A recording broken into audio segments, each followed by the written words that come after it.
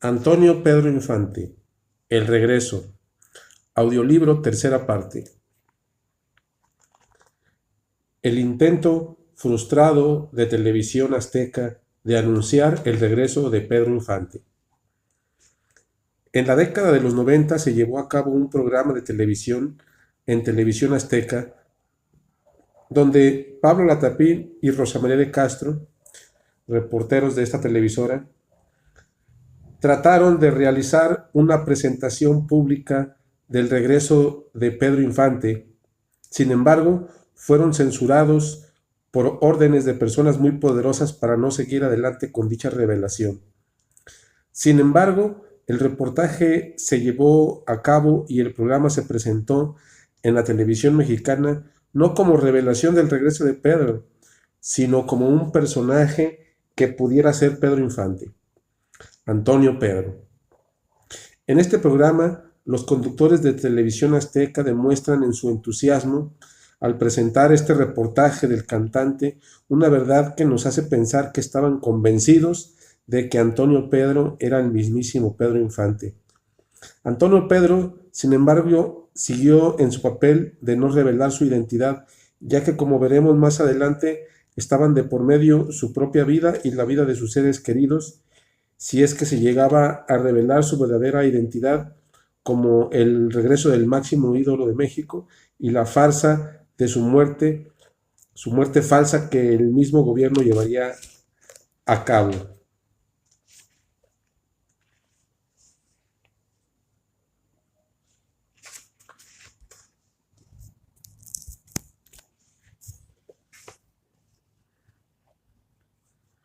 No te mataré, pero como Pedro Infante ya estás muerto. La fama de Pedro Infante de mujeriego en su vida personal, al igual que en sus películas, no es un secreto, y esto mismo le traería muchos problemas legales e inclusive su desaparición forzada en este caso. Su primera esposa fue María Luisa León, quien era 5 años mayor que Pedro, con la cual se casó en 1939 en la Ciudad de México, adoptando a la hija de la hermana de Pedro, una niña de nombre Dora Luisa Infante. Posteriormente conoció a la bailarina y actriz Lupita Torrentera, de 14 años, con quien tuvo 3 hijos, Graciela, Pedro y María Guadalupe Infante Torrentera. De su relación con Irma Dorantes, a la cual conoció de 16 años y la impulsó en el mundo cinematográfico, tuvieron una hija de nombre Irma Infante. Sin embargo, Pedro Infante tuvo muchas mujeres, como bien sabemos, aparte de estas 3 mencionadas, con las cuales de forma ilegal, a excepción de Lupita de María Luisa León, estuvo casado cometiendo el delito de bigamia. Nos referimos a los matrimonios que mantuvo con Lupita Torrentera e Irma Dorantes, ya que, como bien decíamos, el matrimonio con María Luisa León siempre estuvo vigente, puesto que nunca hubo divorcio alguno. Aún así, Pedro sostuvo relaciones sentimentales con varias mujeres del mundo artístico, sobre todo una mujer en especial que, según los rumores actuales y que existe evidencia testimonial, fue la causante de su desgracia y desaparición. Nos referimos a la ex Miss Universo de 1953 y francesa, la cual participará en varias películas del cine nacional, una de ellas Abajo el telón, junto a Mario Mariano Cantinflas. Nos referimos a Christian Martel. Su verdadero nombre era Christian Magnani.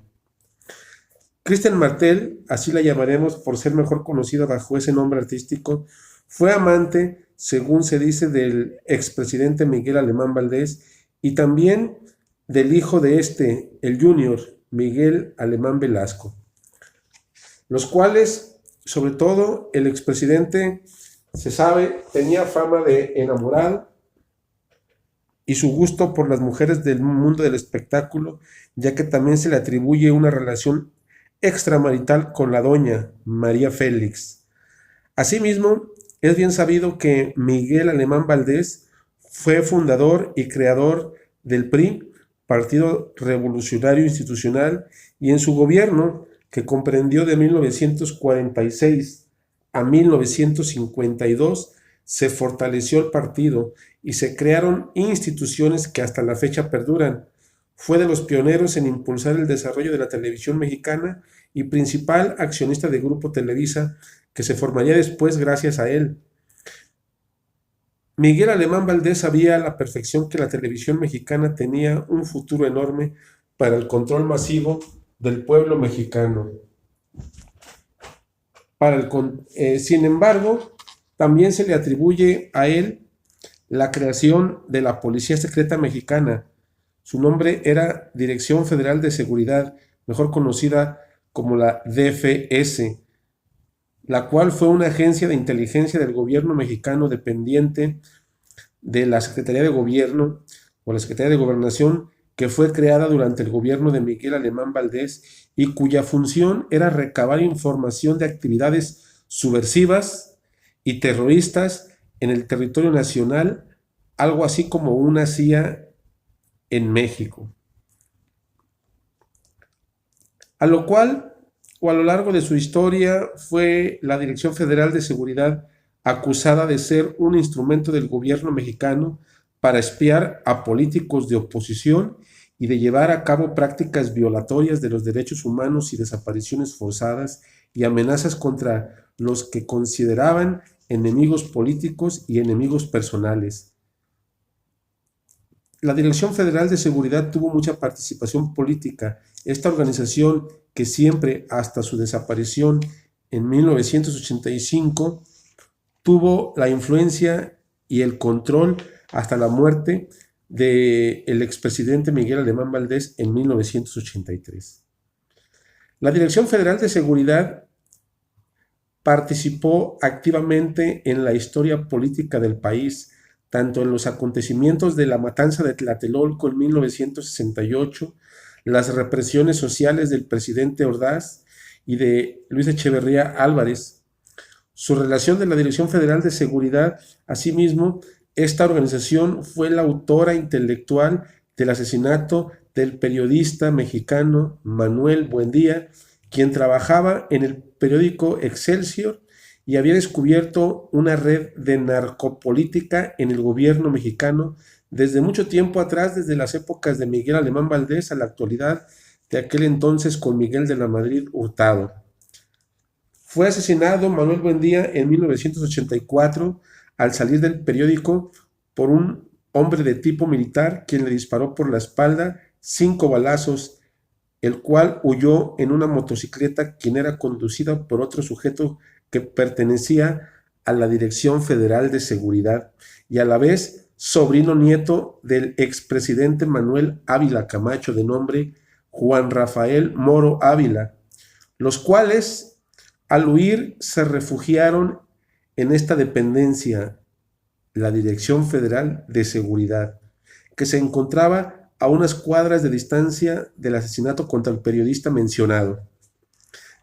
También podemos mencionar, entre otras cosas, la colaboración de la Dirección Federal de Seguridad con el Cártel de Guadalajara, la participación de agentes de la Dirección Federal de Seguridad que participaron en el secuestro y asesinato del agente de la DEA Enrique Camarena Salazar el 9 de febrero de 1987 e incluso de entrenar contras nicaragüenses en los ranchos de los narcos mexicanos.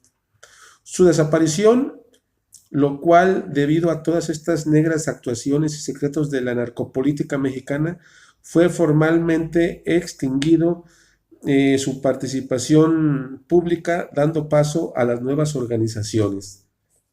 Sin embargo, el punto clave de esta narrativa que acabamos de exponer es con el objetivo de mencionar que la Dirección Federal de Seguridad de Miguel Alemán Valdés también participó en desapariciones forzadas de gente inocente y enemigos personales del mandatario, y en su caso, Pedro Infante, debido a su romance con la actriz y ex Miss Universo mencionada, Kristen Martel, no fue la excepción. El mismo actor mexicano de nombre Armando Silvestre reconoce públicamente que su separación del mundo artístico un tiempo fue por amenazas de Miguel Alemán Jr., ya que también mantuvo la intención de acercarse a cortejar a algunas mujeres que ellos frecuentaban. En el caso de Pedro Infante se sabe que era, si no un amigo, un invitado constante de los expresidentes a sus eventos privados, donde al parecer conoció en persona a Cristian Martel, y debido a el símbolo sexual que Pedro Infante representaba en aquellos momentos, la ex Miss Universo, quien era al parecer amante de padre e hijo de los Miguel Alemán, se enamoró del actor al grado de preferirlo a él que a los todopoderosos políticos de aquel entonces. A sabiendas de esto fue que en una ocasión, según testigos presenciales, Miguel Alemán Jr., en un momento de desesperación y celos por verse afectado en su orgullo, amenazó públicamente al ídolo mexicano diciéndole lo siguiente: no te mataré, pero como Pedro Infante ya estás muerto. Esto mismo fue lo que al parecer propició que el Junior, Miguel Alemán Velasco, el hijo del exmandatario, le pidiera a su padre apoyo para sacar de la jugada y de la vida pública al ídolo de Guamúchil, cosa que le cumplió el 15 de abril de 1957, en aquel fatídico accidente en Mérida, Yucatán. Una muerte al parecer totalmente fabricada, en donde los perjudicados, aparte del mismo Pedro, fueron familiares de este y el pueblo entero de México, quien había perdido a su hijo predilecto, con el cual se identificaban como nación. La leyenda Pedro Infante había comenzado aquella mañana del 15 de abril de 1957. Mataron el nombre, pero la leyenda y el hombre estaban más vivos que nunca. Hasta aquí podemos contestar las preguntas siguientes que nos hicimos en un principio de nuestra exposición inicial del texto. ¿Por qué desaparecieron a Pedro Infante? ¿Quiénes eran los principales culpables? ¿Y bajo las órdenes de quién? Las posibles respuestas son las siguientes, y debido a que es muy probable que el hombre que reapareció en 1983 como extra en la película de Frida, Naturaleza Viva, y en 1983 en Viva el Chubasco, donde participan como protagonistas con quien compartió escena en sus momentos de apogeo, Eulalio González, el Piporro, y Antonio Aguilar, y en 1985 en la película El Sinaloense, donde también como extra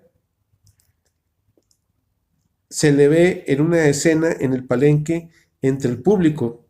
Esta película, que fue el debut cinematográfico de Cruz Infante, el hijo de Pedro Infante, aquel que de manera contradictoria e ilógica el mismo Raúl Velasco en su programa de televisión Siempre en Domingo se contradijera y dijera y presentara públicamente en una ocasión como hijo de Pedro Infante a Cruz Infante, y días después se retractara en el mismo programa diciendo que había cometido un error y que Cruz Infante no era el hijo de Pedro Infante.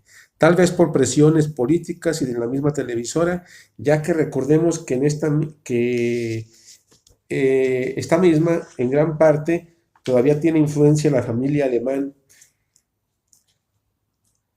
Apariciones públicas a finales de los 80 y toda la década de los 90 era el mismísimo Pedro Infante. Vivió tras un cuarto de siglo desaparecido, conociendo los antecedentes de los Alemán y el problema de los líos de faldas en los cuales se vieron involucrados padre, hijo, y en este caso Pedro y aquella mujer, la cual hoy en día está casada, Cristian Martel, con Miguel Alemán Velasco el Jr. Podemos mencionar que la amenaza que le hicieron a Pedro Infante se la cumplieron al pie de la letra, enviando aquel 15 de abril del 57 a varios sujetos, miembros de la Dirección Federal de Seguridad, a realizar una desaparición forzada de un enemigo personal de la exfamilia presidencial. Aquellos sujetos enviados es muy probable los secuestraran, subieran a otra persona al avión en lugar de Pedro, junto al capitán Vidal, e hicieran despegar el avión, el cual ya tenía un destino marcado para hacer parecer la muerte como un terrible accidente.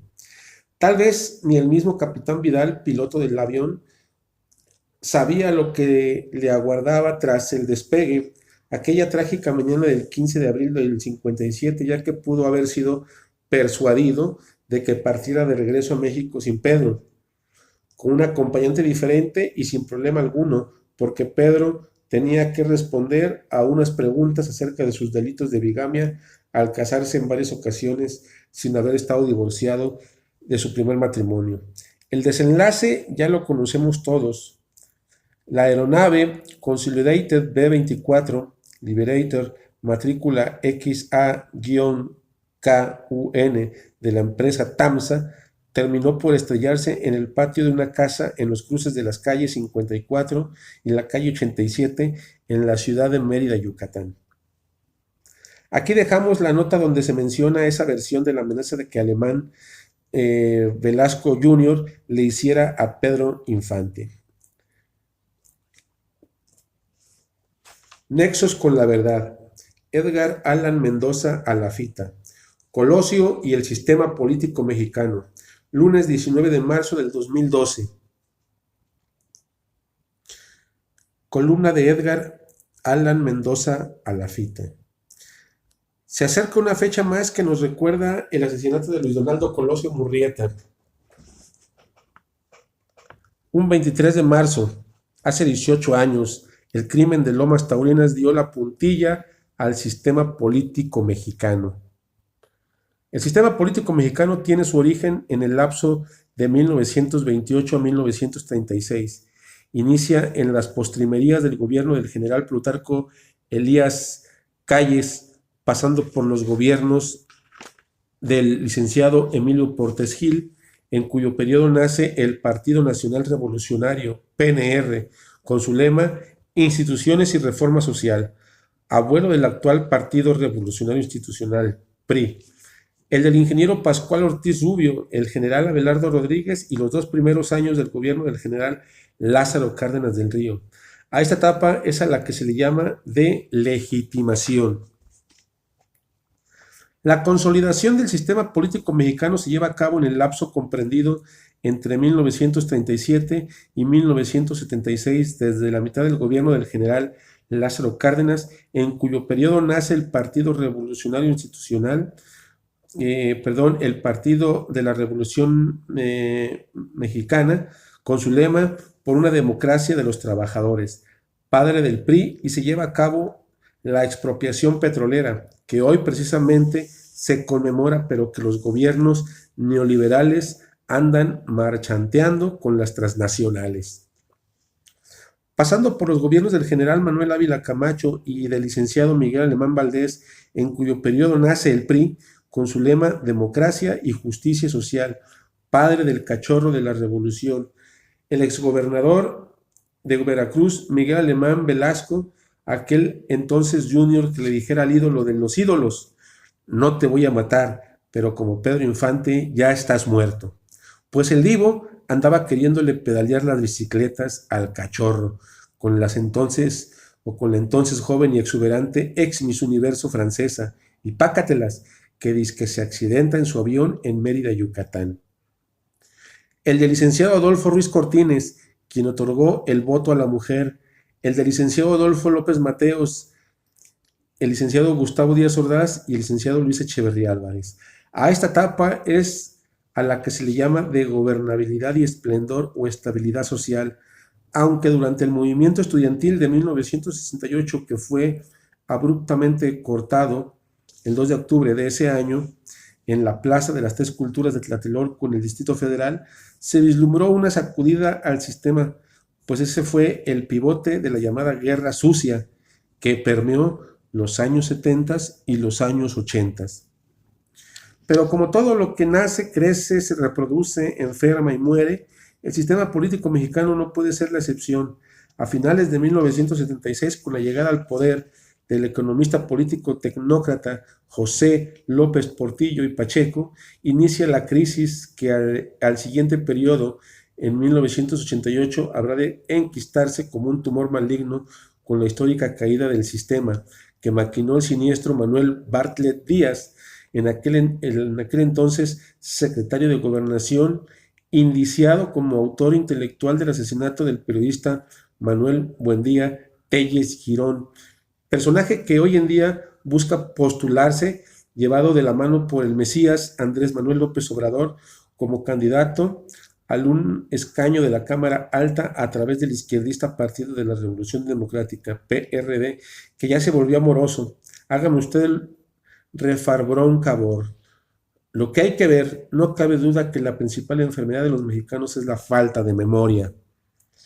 En esa etapa a la que podemos llamar como el inicio de la turbulencia política entre 1977 y 1988, que comprendió los pusilánimes gobiernos encabezados por el calenturiento esposo de la Sasha Montenegro, José López Portillo, y el gris Miguel de la Madrid Hurtado, en cuyo periodo brota de entre los escombros de los temblores de 1985 el nuevo actor político llamado sociedad civil, debido a la negligencia e incapacidad del gobierno en turno.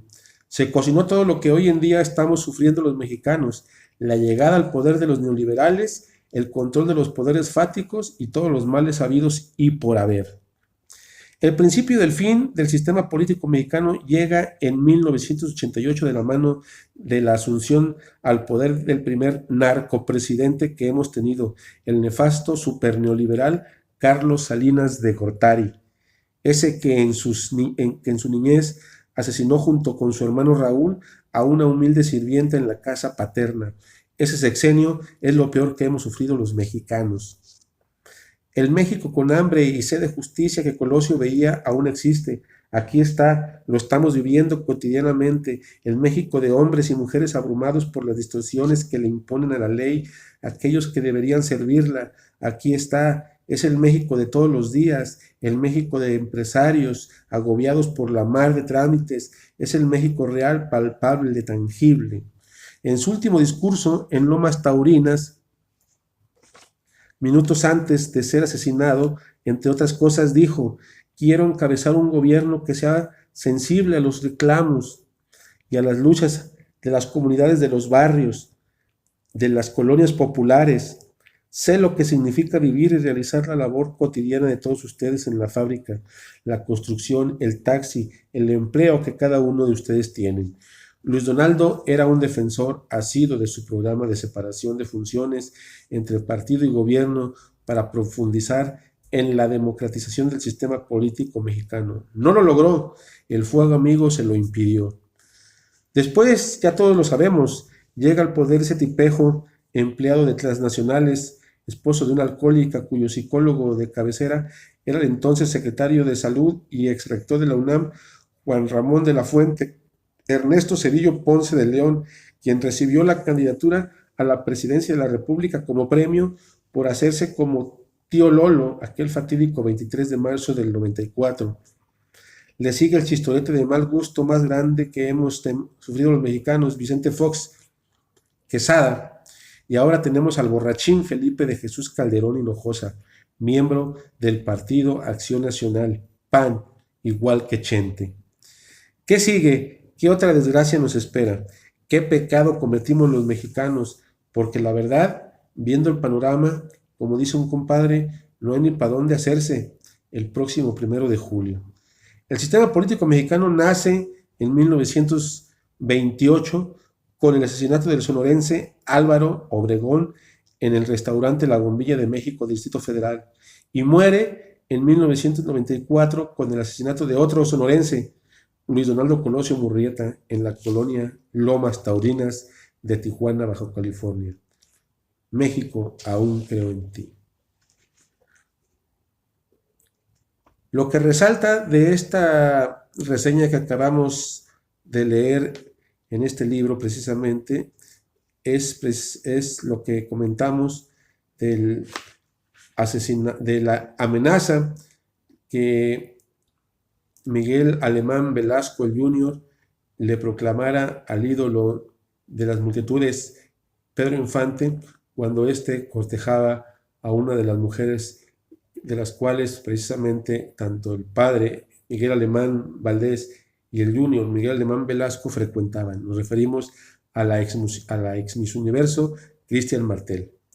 Y que a la postre esto trajo como consecuencia lo que probablemente fue la desaparición forzosa de Pedro Infante, ya que en palabras de testigos presenciales, el Junior Miguel Alemán Velasco proclamó aquella amenaza públicamente contra el ídolo mexicano poco antes del fatídico accidente del 15 de abril de 1957.